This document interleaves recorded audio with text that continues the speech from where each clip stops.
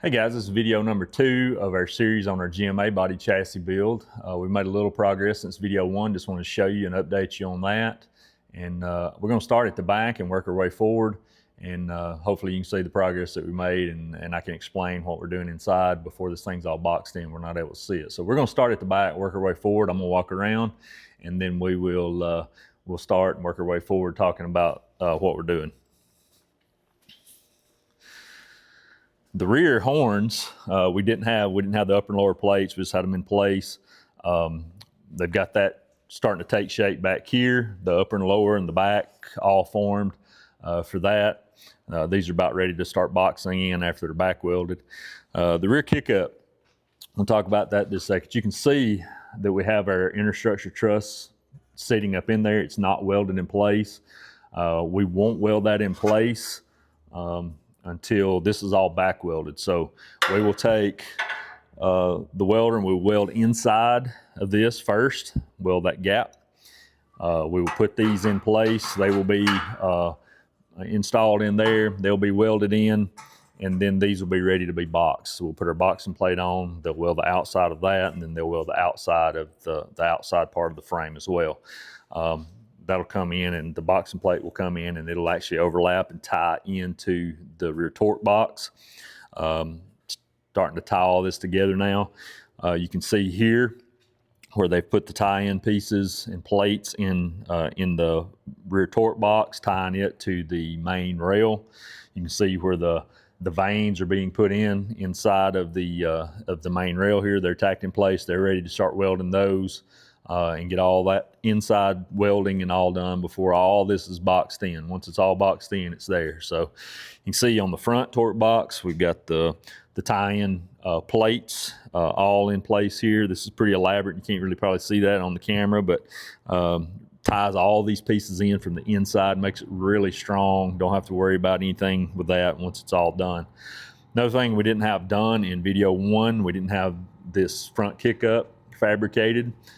He has fabricated these, and tying all this in here with the torque box, the main rail, the front kickup, and the front frame section. So all this kind of going together here. You can see how they've got that clamped up with the angle across, keeping all that straight and true as it's all kind of welded and tied in together. We want all that to be good and flat and straight. So a lot has happened here. It may not look like it, but a lot has happened here since video 1. So, and then moved on to the front horns.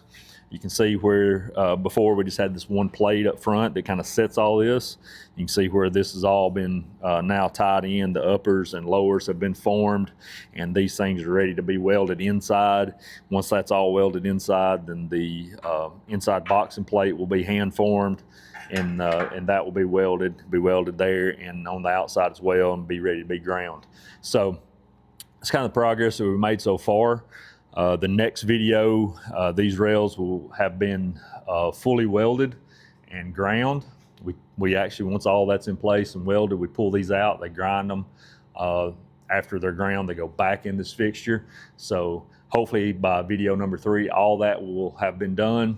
And we're sitting here with a nice finished set of ground frame rails sitting in the jig, ready for cross members. Then we will put the IFS cross member in the front, and then we will put the full center cross member with the baskets and all in the rear section that goes below the rear footwell area or floor pans of the back of the floor pan for clearance. And then we will actually put the rear cross member with the hoop for the gas filler, and actually probably the rear cross member that crosses at the rear kickup area to all hold that all in place. All that will be video number 3.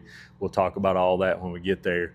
After that, we'll be real close to pulling this thing out of this fixture. It'll go onto a setup table, and then we'll be doing all the suspension, body mounts, engine transmission mounts, and all that from that location over on the other side of the shop. So we don't move them far.